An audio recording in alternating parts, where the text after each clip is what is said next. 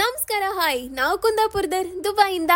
ನಾವು ಹೆಂಗೂ Dubai ಕಾಣ್ತಿತ್ತ, ಊರಾಗಿದ್ದರಿಗೂ ಚೂರುಪಾರು Dubai ತೋರಿಸುವ ಅಂದೇಳಿ ನಾವಿವತ್ತು ಹೊರಟದ ಬೀಚಿಗೆ.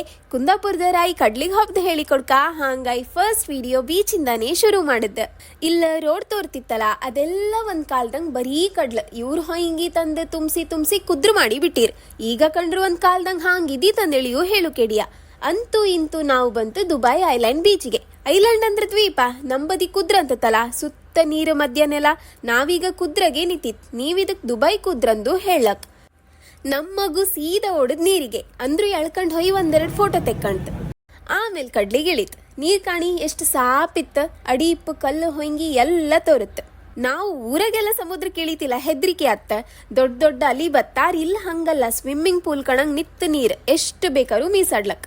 ನಾವು ಬೀಚ್ ಅಂದ್ರೆ ಸಾಕ್. ನನ್ ಮಗ್ಳು ಮೊದ್ಲು ರೆಡಿ ಆತಾಳ, ಆರ್ ನೀರಾಗಾಡುಕಲ್ಲ, ಅವಳು ಬಪ್ಪುದೇ ಹೊಯ್ಯಂಗಾಡುಕೆ. ಕಾಣಿ ನೀರ್ ಹಾಕಿ ಸಾರ್ ಪಲ್ಯ ಎಲ್ಲ ಆತಿತ್ತಿಲ್ಲ.